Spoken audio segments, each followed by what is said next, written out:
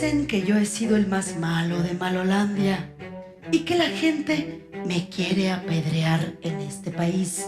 Aquí estoy, lapídenme. El que esté libre de corrupción, que tire la primera piedra. The world now today exists in a way that everyone feels some kind of oppression. And being able to laugh about what's oppressing us is sometimes the only way of challenge the power.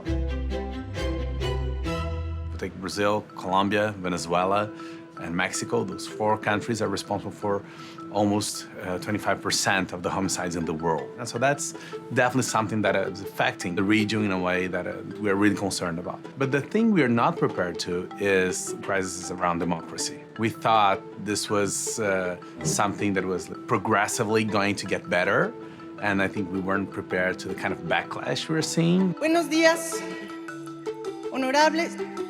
Híjole, esto está medio pelón empezar con honorables, ¿no? Porque dado que la clase política mexicana ahorita está más quemada que el Teletón. Overall in Latin America, we know that political parties are the institutions that they trust least. I think comedy gives us an opportunity to laugh about it a little bit, to understand it better. Lo que nosotros podemos hacer es una cosa que se ha hecho desde Grecia y que hicieron siempre los grandes cómicos, y es ridiculizar a los corruptos e irrespetarlos.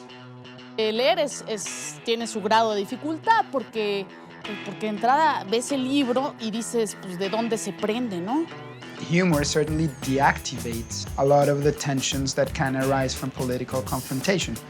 But you can also use comedy as a call to action. We launched something called the Laughter Effect, and it is a massive exploration that attempts to ask and answer how are we impacted by comedy when it comes to civic, political, and social issues. This is important to study from a social justice perspective because we're running out of ways to communicate with people that are not just like us. Hacer acciones directas, salirse de ese territorio de poder que es el teatro. Una cosa muy parecida a lo que pasó en las vanguardias de entreguerras, sí, que los artistas decidieron dejar los teatros porque eran un espacio para la burguesía y salir a las calles e intervenir. Entonces, digamos que esas vanguardias son una influencia para mí. Ya más muertos no se necesitan en este país, más miedo no se necesita.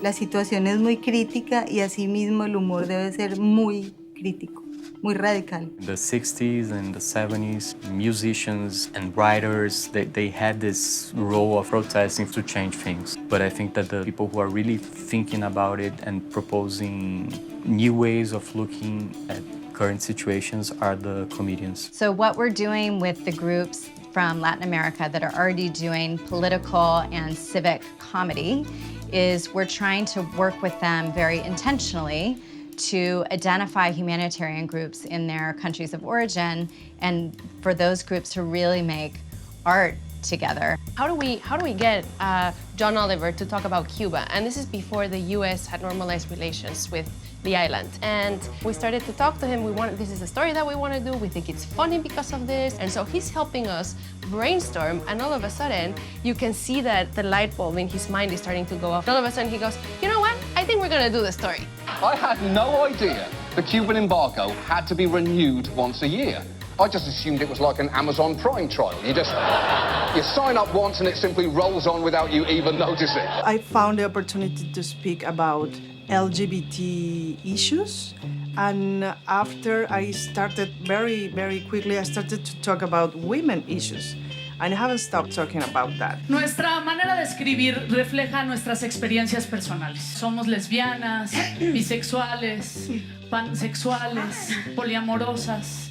Hay muy poco escrito acerca de esto. Eres lesbiana, un poquito. Y sobre todo en las noches nada más. Comedy is inherently risky, and of course, there's always a line you have to tread carefully. Half of the cultural authorities have fear of what we say, so we are dealing with some censorship in the rest of the country, but in Mexico City, we are very well recognized. It's kind of bipolar relationship.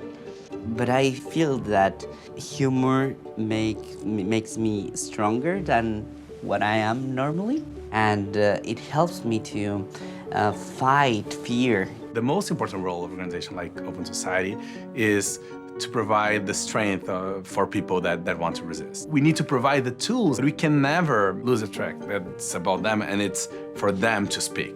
Y de alguna manera lo que pretendemos es cambiar la relación en la que vemos al Estado. Lo vemos así, pero lo tenemos que ver de frente.